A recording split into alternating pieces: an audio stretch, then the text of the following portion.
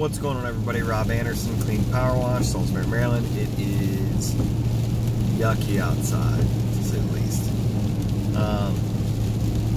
Gonna make a couple videos. I know it's been a couple days since I made some, and I've tried to make a bunch and just haven't been able to get them fully out there. So, number one, want to talk about troubleshooting issues with your equipment. And the whole keep it simple, stupid. Had one of our 8-gallon a minute water dragons was having some issues, and he was making some funny noises. It's like, alright, it just didn't sound right. Especially after, you know, my guy would stop spraying trigger or whatever, and it even seemed like it was almost, I could hear it pulsating when it was hitting the ground. And it's something you have to get attuned to listening to and knowing the sounds and everything that your machines make. You know, what's normal, what's not normal. What, you know, hearing that clicking sound of the unloader going up and down and all. So anyways, by the end of the day, one of my techs comes back and says, yeah man, the pump's going up on it. We got like garden hose pressure coming out of it. And I said, okay. Got 2 machines on each rig for a reason. Apparently they didn't even bother to use the backup machine, but anyways, so I had our mechanic guy, one of our techs, look at it. He goes ahead and swaps out the unloader. Says, you know, hey man, it's building up pressure just fine. It hits 3,500 psi, bypasses just fine. As soon as I pull the trigger, it drops down to 1,000 psi. And this is with the appropriate tip in it that should be giving us 3,500 psi out of it. Or, you know, within a couple hundred psi.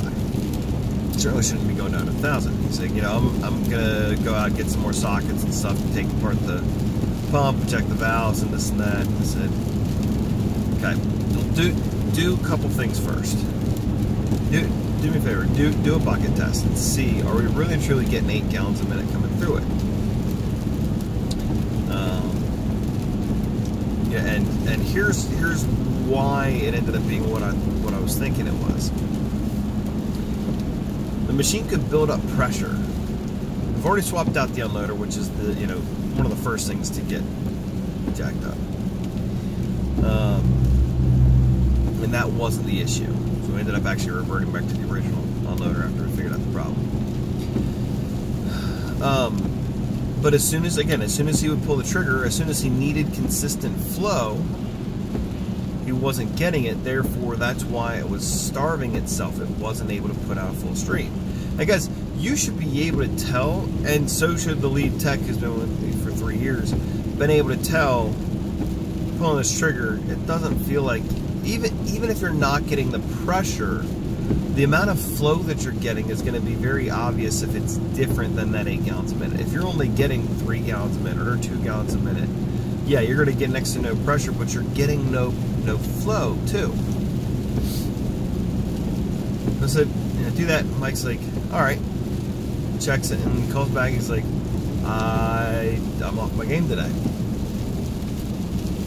I said, you know, check that inline filter too. Inline filter was completely clogged with debris. We'd actually had to pump stuff from a bulk tank the other day because the water at a job site was so slow. Well, there was a bunch of leaves and stuff that were in there. And those leaves were able to basically completely clog up that filter. It's an all brass filter, so there's no way to like see it visually that, oh yeah, that's clogged. But that's why you have to understand those scenarios. If it's not getting enough flow, when you stop pulling the trigger, stop pulling the trigger, the water that's in the line is going to get that chance to continue fill, hit 3,500 psi, bypass. But as soon as he's going, he's not getting enough flow to be able to sustain that, and that's why that was the issue. There would have been bigger issues. I mean, you can sometimes get a little trash in the check valve and stuff. You would still be getting a decent amount of PSI through it. You just wouldn't get necessarily all your flow. So, just something to understand before you start taking apart a pump. which I have destroyed one pump. Royally destroyed it. It was before I had tanks and bypassing and everything. I mean, literally destroyed all the innards of it because I let it run too long, and it just completely got fried. I was devastated at that time because I didn't have the money to really afford to go get another pump, but we made do.